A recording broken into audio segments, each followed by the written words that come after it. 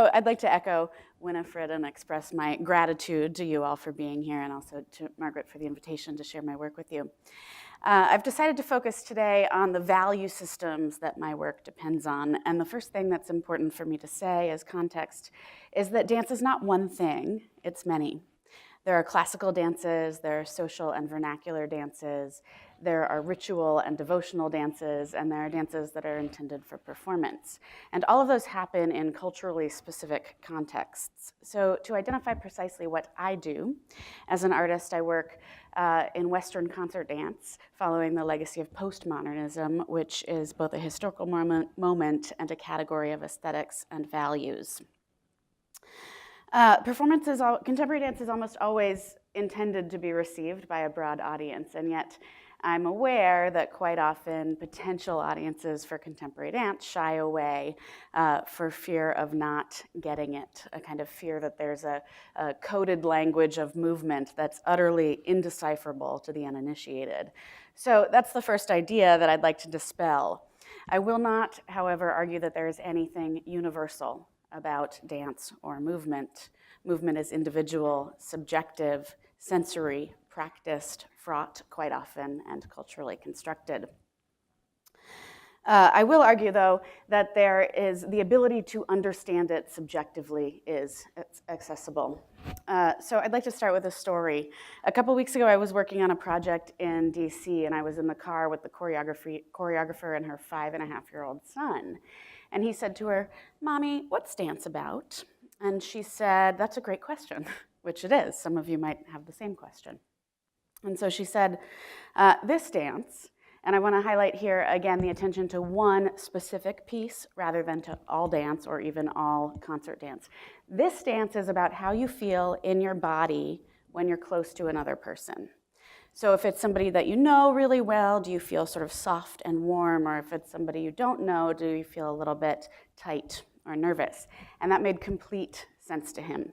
He began to rattle off about a dozen examples, like, oh, like when I meet Cole on the playground and we like run around and go wild, and then when I get home and I just want to hug Millie, who's his 2-year-old little sister, because I love her so much, which I thought was very sweet. And, or, when I play with Olivia and she's more focused and grounded. Now, of course, a 5.5-year-old didn't say focused and grounded, but you get the point. What struck me immediately was the ease with which he was able to connect his own lived experience to this idea creatively. And I thought about the now pretty famous TED Talk by Sir Ken Robinson called "Do Schools Kill Creativity?" in which he argued, of course, that yes, they do. My friend's son was not worried about getting one right answer to this prompt, but rather he exercised his associative imagination. And that's another thing that sort of trips potential audiences of contemporary dance up, is that they come to the theater expecting a story. And that's a paradigm that makes a lot of sense. It comes from the theater, from Hollywood, from television, even from classical ballet. But contemporary dance more often operates according to a kind of poetic logic. So we can imagine that if we read a poem expecting it to operate like a novel, we'd be really confused. I've called this talk Authorship at the Interstices, and the first liminal space that I'd like to illuminate is the space between me as maker or performer and the audience today and potentially sometime in the future. That's you. And so let's draw a parallel between reading a novel. If the way that meaning gets made in reading a novel is somewhere between the author, the words on the page, the act of reading those words, and the subjective reception of the novel by the reader, it places the authorship of that experience in the liminal spaces of that loop. And understanding contemporary dance requires much the same kind of process. However, it gets tricky because we're trying to understand bodies, and two, we're trying to read an ephemeral product, one that has already vanished at the very moment that we notice that we're interpreting it. And so people often fear that they've missed something critical. So before I get to my work, I want to give you a couple quick strategies for looking at dance and to tell you a list of a few reasons why you might already be potential experts at this. One, Understanding contemporary dance requires creativity, but fortunately, if we're all creative as children, even if Robinson is right and it gets practiced out of us in school, there's now a pretty giant industry devoted to reclaiming creativity in a whole host of other disciplines. So if you type creative into Amazon, you get nearly 200,000 books. These are some of them. The next is that looking at dance requires looking at the body as metaphor. And scholars Lakoff and Johnson argue that we do this all the time anyway, that familiar expressions like I'm feeling down today or things are looking up allow us to make sense of ideas in the world based on our own physical positioning in it. So the next is that we read and interpret bodies all the time, every day. Now, we do this with all of our senses, but of course, body language is an idea that's particularly familiar and gets a lot of attention in the business world. But it's also used for examining culturally constructed human behavior in a variety of other disciplines. And not coincidentally, those ideas have often related to discussions of performativity. We also read the body as aesthetic. In this culture, the body is deeply absorbed into our consumer culture. So we think of our bodies as something to work on and work out, or we think about living in them like we live in our houses. We fix them up and we decorate them, and we go to great lengths quite often to control what we hide and what we reveal of our physical selves. And those practices in turn affect how we feel both about and in our bodies. So not only does it matter that you are adept at reading other bodies, you also have one. And that body has feelings, it has a history and intelligence. We know the world because we move through it. We feel with our bodies, and our bodies are deeply involved in constructing our identities, our worldviews, in shaping our interactions with our communities and our landscapes, and in registering change. And because we know about neuroplasticity, we know that the brain both echoes and enables that process. So you might notice that I've been putting these slides up behind me with quotations on them, and not also reading the same quotations to you. And so that's because I've been trusting in your ability to take in multiple kinds of information at once. Via the act of perception, which cognitive scientist and philosopher Alva Noe says is a physical act, our brains take in multiple sources of information and then sift through that information to select what to prioritize, register, record, and release. So none of us takes it all in at every moment, and that can be really liberating when we think about how to experience an ephemeral product. Okay, so here's the last thing. You get what it means to be an audience, and I know that because I'm up here performing for you and you're out there watching me. Okay, so I hope you're convinced, but you might have noticed that the real purpose of that little game was for me to reveal to you a few of the notions behind why I find embodied inquiry to be both compelling and complex. I've cited a range of scholars to illuminate how thinkers use multiple disciplinary lenses to assert the primacy and the importance of the body. As I turn to my own work, I'd like especially to highlight a couple of those ideas. So first, American philosopher Richard Schusterman has coined the term soma aesthetics to refer to a category of knowledge that is both aesthetic and physical. Alva Noe, who I mentioned earlier, calls perception a physical act. And German sociologist Hans Joos argues that thought is action. Thought is not a precursor to action, and action not a result of thought, but rather they are simultaneous, interdependent, and creative. And so those are the opportunities that I see in choreography as thought, as perception, and as action. This is my artist statement, and it's imperfect, always a work in progress. But in my work, one of the things that I'm really interested is taking structures that are familiar and twisting them to become unfamiliar. So I've got a couple of plants down here, but let's take this as an example. If I approach someone and extend my hand, hi, how are you? Good. We know what that means. In this culture, we know that that gesture is a greeting. It's to be met with another handshake. And in the 3 seconds or so that it takes to do that handshake, we read a whole host of other things, right? Like, what temperature is the person's hand? Are they making eye contact? How close are they standing to us? Is their posture hunched over? Is it upright? Is it maybe too upright? How long does it last, right? Like a good handshake that lasts a little too long can get creepy real fast. But so and what's also really interesting is to think about what happens in the brain during these kinds of things. So I'm not a neuroscientist, but because of a kind of neuron called a mirror neuron, we know that some of the same neural patterns fire in our brains when we see an action that our bodies know as when we perform that same action ourselves. So quite literally, our brains are recreating the feeling of an action that we see inside our bodies.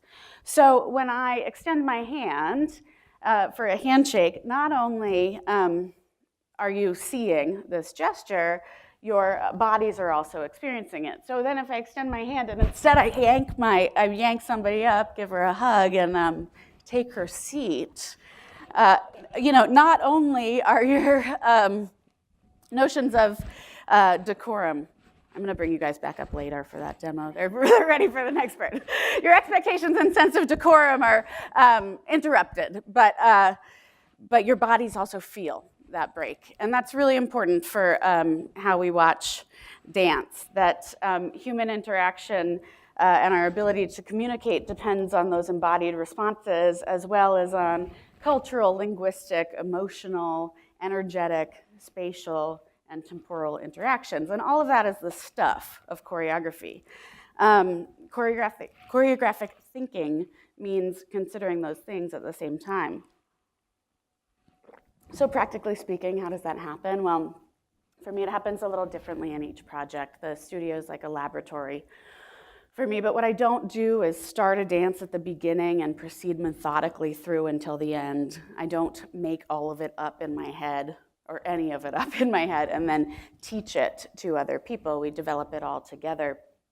And I also don't work the same way for each project. So I like this quotation by Matisse because it highlights the importance of repeated contact with the unknown, the unfamiliar, with empty space, but also the importance of past experience or practice to honing our instincts as artists. So even as my creative practice continues to deepen, my creative process continues to evolve. And that's true when I work with professionals as well as when I work with students here at Colby. For me, choreography is a chance to be with other people in community, to build a work that contains in it a plurality of inquiries, perspectives, proposals, and curiosities. I'm interested in how dances accumulate meaning through those liminal spaces versus how they communicate meaning as a gestural act. So I've already said that I don't believe that movement is a universal language, but one thing that I do believe might be universal is the presence of imperfection. And that's why I work with improvisation. What I think is characteristically important about spontaneity in a collaborative process is the simultaneous presence of friction and goodwill, that any earnest attempt to meet another produces an imperfect unity. And in that, I find a really powerful metaphor for citizenship, as well as an aesthetic that operates in my work. This is a piece called Bigger, Faster, Better. And I consider it choreographed, even though none of these particular actions have been predetermined. So here you can really see the notion of imperfect unity, because we are co-creating this action in the moment anew in each performance. And the structure, the choreography is a structure of rules that controls how we act. So we could just like be slow motion and mirror each other and do a really good job of it. But instead, the rules demand that we move with conviction, that we have to be deeply responsive, and the tiniest of adjustments are okay, but that we can also stand our ground and retain our difference from time to time. So we're paying really active attention to detail, even though often that detail is coming through our periphery and is incomplete.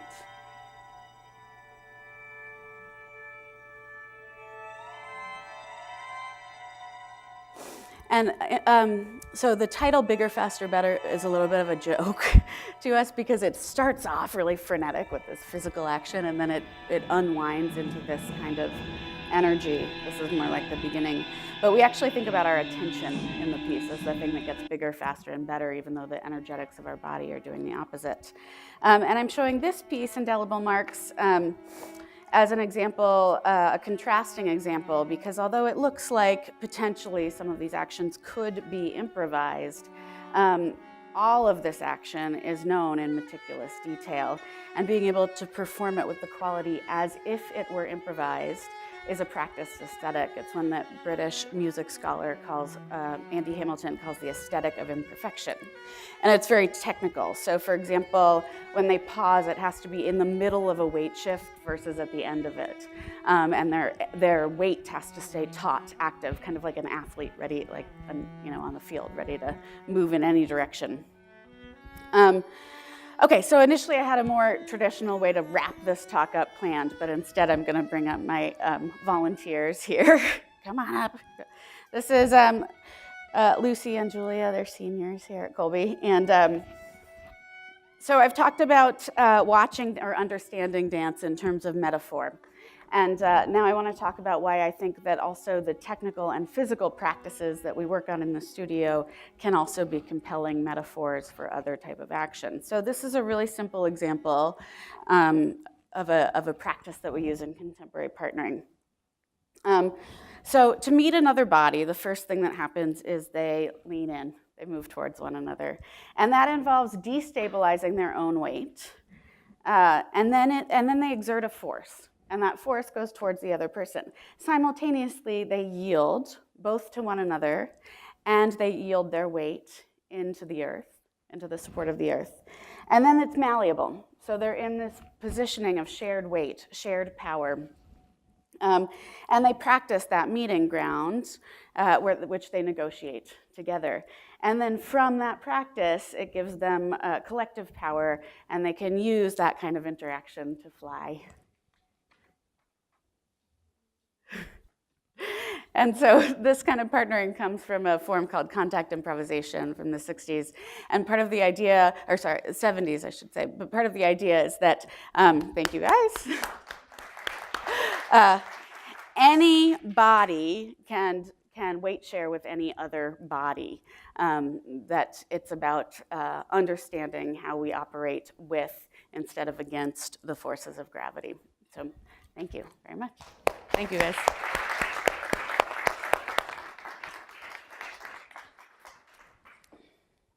Well, that was terrific. You gave us a lot to think about, even a demonstration. Questions for Annie? I was like, is that my phone? Hopefully it's not.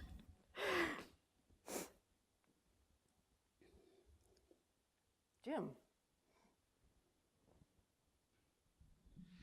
So typically when we think about scholarship, we think about work that you're doing sort of by yourself, but it's clear that in your scholarship, you're so dependent on the work of others. How does that shape the way you think about your work? How does it shape the way I think about work? Well, one of the ways I think, and this has a lot to do with how I ended up in this field, and then also how I ended up at Colby, because it has to do with interdisciplinarity. And so, for example, that last piece that I showed, Indelible Marks, the collaborators included all the dancers, but also I worked with a visual artist, a video artist, a composer, a landscape architect, a light designer, and a set designer. So some of it is, I want to highlight there, the landscape architect, right? Like that's not a normal kind of field that you would expect to be in a concert dance process. And so part of it is thinking about action from multiple lenses and seeing how that can inform the experiments that we're doing in the studio, and then also the choices that, the choreographic choices that I'm making when I settle on a work. Sandy. Thanks. So you started your presentation talking about values, and you said that values were the sort of the foundation of the work. But can you come back to that now that we've heard you talk about, and sort of tell us a little bit more about what that means to you in the context of of the presentation a little bit more? Yeah, so I think the values of collaboration, of co-authorship, and of improvisation, so that kind of spontaneity, are the things that are that underscore most of my work. And I think that what that has to do is a sort of ethic, with a sort of ethic of inviting in multiple perspectives, allowing there to be some friction, some conflict, and retaining that, but also seeing how it is that we can work with that aesthetically. So that happens repeatedly throughout a process. Another thing that I think is really crucial is that I have to be really attentive to how hard I'm pushing the people that I'm working with. And that's different when I'm working with Colby students or when I'm working with professionals, and different when I'm paying them versus not paying them for their labor. But because we're dealing with the body and we're dealing with movement, it's often really intimate. And I talked about movement being fraught, and that they're sometimes meeting an edge that is really uncomfortable for a performer in rehearsal is the thing that produces the most compelling result for a product, because what we see is human vulnerability. And so that's a really delicate line, is to figure out how to get there without pushing the people I work with too far. So a kind of finding the edge that feels collaborative and respectful, and maybe borders occasionally on a little bit of discomfort, but ultimately it's a kind of productive discomfort towards a kind of developing of a work that becomes more powerful. Yes, in the back.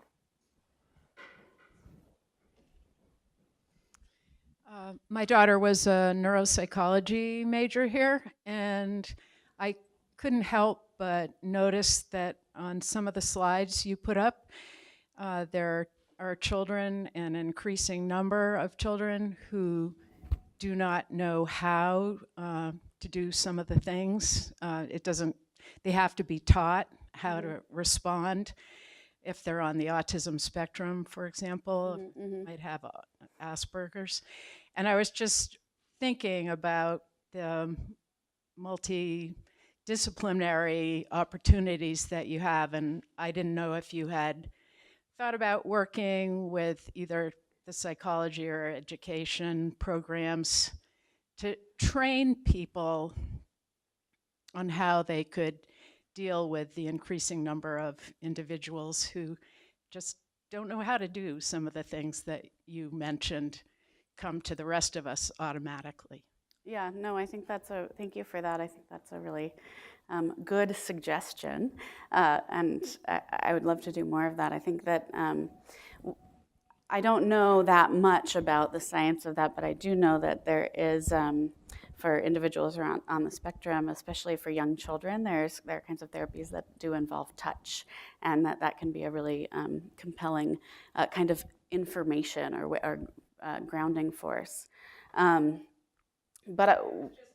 Yeah, okay, thanks. But I do have one more thing, which is that I have another piece that took yet another example from neuroscience as the grounding for that. Tarek and I were just talking the other day about a kind of cell called the grid cell, which is kind of our inner GPS, and that became the seed for an entire evening-length project. So I also try and absorb those ideas into the creative process too.